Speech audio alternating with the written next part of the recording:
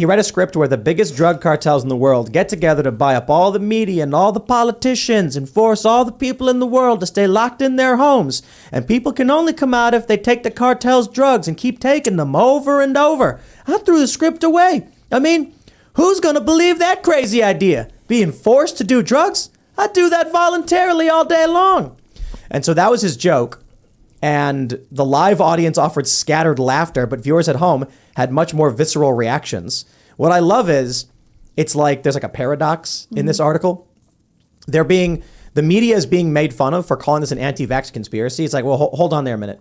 Big Pharma literally lobbies the government. That's not in dispute. Yeah. They go to politicians and they say... More than any other industry. Yeah, they're massive. They made $100 billion. They had guaranteed no liability contracts. And we've all seen the video, brought to you by Pfizer, brought to you by Pfizer, brought to you by Pfizer. They brought us everything cool this year. They're buying ads like crazy. They buy ads like crazy. They sell products. They lobby politicians. Woody Harrelson wasn't saying any kind of conspiracy theory. No. He was making a joke about, every joke has its truth. Big pharmaceutical corporations lobbied government and the media to try and convince people to take their drugs. It's a product. They got no liability contracts, made a lot of money off it. Now they're calling Woody Harrelson a conspiracy theorist, but I'm not here to talk about the negative.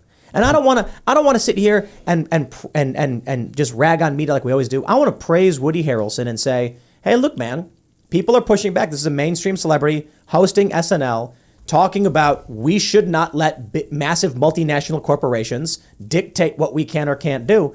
That seemed to be the message, right? All right, so we're good. All right.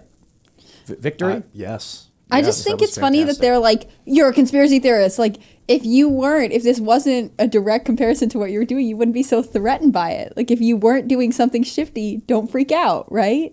I just think his monologue, first off, like, it wasn't the funniest monologue in all of SNL history. It's just that he came close to a subject that makes them uncomfortable. Yeah, he touched the third rail. And then everyone lined up exactly like you thought they would. Like the Washington Post, everyone else is like conspiracy theorists. Maybe because he was saying people were locked in their homes. In the United States, I'd have never heard of anyone being locked in. There were in China that I heard they were being welded into their homes, so locked in. Yeah, China was way more severe. Australia were sending people to camps where they couldn't leave their front porch, so locked in that instance. But they're locked in camps in Australia. Some respects because you couldn't go to school, you weren't allowed to go to businesses. Functionally locked. Functionally, you couldn't go anywhere. You weren't allowed to go to parks. They filled in the sand pits at the skate parks. Like, you know what I mean? Like they kept they took away anything that would be worth leaving your house for. But I like how in Australia they went to indigenous areas and neighborhoods and literally kidnapped children and then brought them to camps.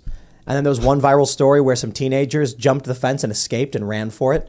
And they got hunted down. And they got picked up at a bar. They were hanging out at that night. And I'm like, these are concentration camps. And then people like Claire Lehman of Quillette were like, no, it's not. The government taking people and concentrating them in one area without charge or trial is not a concentration camp. Stop being so silly. It's for their own good. Stop the spread. And I'm like, the government's rounding up indigenous Australians and putting them in camps. And they're like, but because of COVID. And I'm like, I didn't say not because of COVID. I just said they're doing it. I think that Woody making this joke and talking about this publicly on one of the most popular television shows on earth and being one of the most popular actors on earth, alongside with the government's acknowledgement that it was made in a laboratory, most likely, or they've concluded that it was probably done in the lab. Low complex. I think it's all happening at once, and it's great.